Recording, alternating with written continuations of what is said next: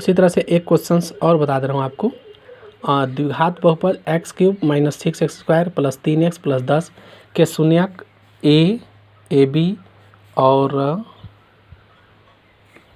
a + 2b के रूप का है ना, जहाँ a और b एक वास्तविक संख्या है। ठीक है, तो a और b का मान ज्ञात कीजिए, साथ ही बहुपद का शून्यक भी ज्ञात कीजिए। तो यहाँ पर आपका गिवन अब जो दिया है x³ - 6x² + 3x + 10 के शून्यक a, ab, a + 2b है। तो निश्चित रूप से इन शून्यंकों का योगफल -b/a होगा। ठीक है, तो -b मतलब x² का गुणांक मतलब x³ का गुणांक। तो यहाँ पर -6 और x³ का गुणांक 1 हो गया, क्योंकि इसके आगे 1 ही छुपा रहता है यहाँ, तो 1 हो गया। तो ये इसको जब हल किए तो आप हल कर लेंगे, चूँकि 3 इसका दिया है alpha beta gamma a, b और a + 2b।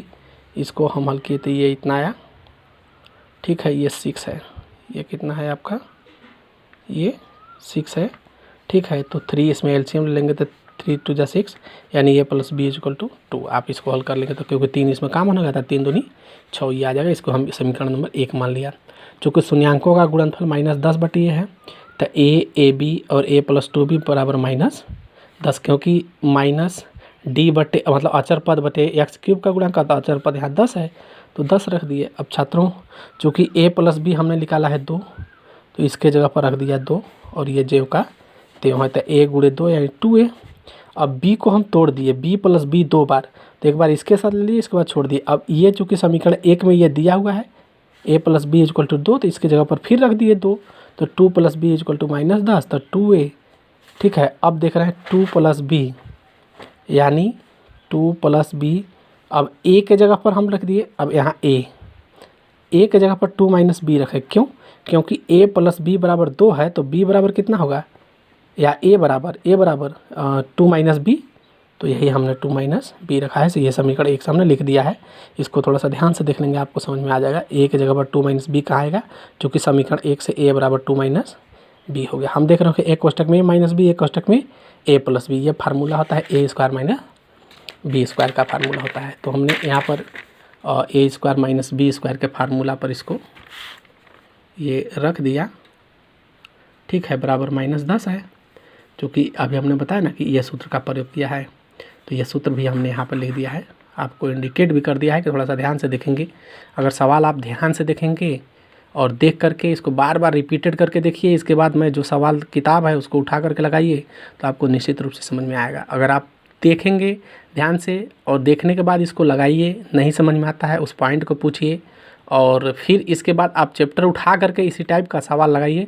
मैं हर टाइप का सवाल बता देता हूं, ताकि आप एक्सरसाइज करने में आपको किसी प्रकार की दिक्कत ना हो। छात्रों में कोई भी टाइप नहीं छोड़ता हूँ, टाइप मैं बता दूंगा, आपको हल करना है। फिर भी यदि आप जो भी सवाल जो सवाल नहीं आता है, आप मेरा पर्सनल व्हाट्सएप पर भेज सकते हैं। मेरा पर्सनल व्हाट्सएप सभी बच्चों को पता है, 7607510522 है। तो आप भेज देंगे तो आसानी से मैं आपको सवाल में मतलब हल करके आपको भेज दूंगा। कोई भी दिक्कतें हों आप भेजिए, तभी तो हम हल करेंगे। नहीं समझ में आता है सर, ये सवाल समझ में नहीं आया, आप मेरे व्हाट्सएप पर भेजिए, मैं उसको सॉल्व करके आपको भेज दूंगा। ठीक है, और 4 - b² = -5, क्योंकि ये 2 का स्क्वायर 2 × 2 = 4 हो जाएगा, और ये -b², ये 2 से 10 को काट दिया है, 2 × 5 = 10। ठीक है, तो 4 - b²। अब चूँकि ये -b², ये अंक को एक तरफ ले गए, तो 5 और 4 9, या माइनस माइनस प्लस हो जाएगा, मतलब कैंसिल हो जाएगा। तो b² = 9। जब इस b उसे हटाएंगे तो इधर कड़ी लगेगा, कड़ी में 9, कड़ी का जब ये बाहर आएगा तो +-3 होगा। ठीक है, आप इतना सॉल्व तो करने जानते ही हैं।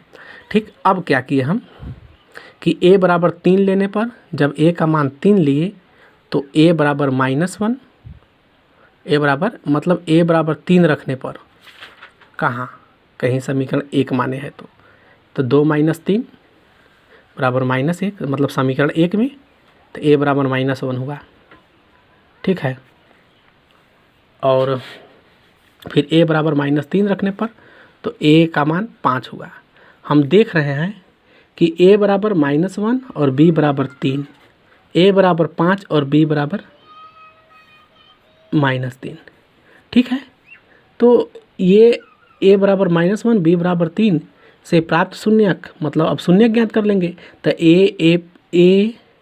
ए प्लस बी और ए प्लस 2b ये दिया हुआ है, ए के जगह पर रख देंगे और बी के जगह पर मान रख देंगे, तो ये हमारा ये शून्यक मिलेगा। फिर a बराबर 5 और b बराबर -3 पर शून्यक ज्ञात करेंगे, तो ये 5, 2 और -1 प्राप्त होगा। इसको आप सॉल्व कर लेंगे बार बार तो आपको समझ में आ जाएगा। मैं एक टेस्ट के लिए एक सवाल दे रहा हूँ, बाकी आप टेक्स्ट बुक से हल करेंगे और जो नहीं आएगा मेरे पर्सनल व्हाट्सएप पर पूछ सकते हैं।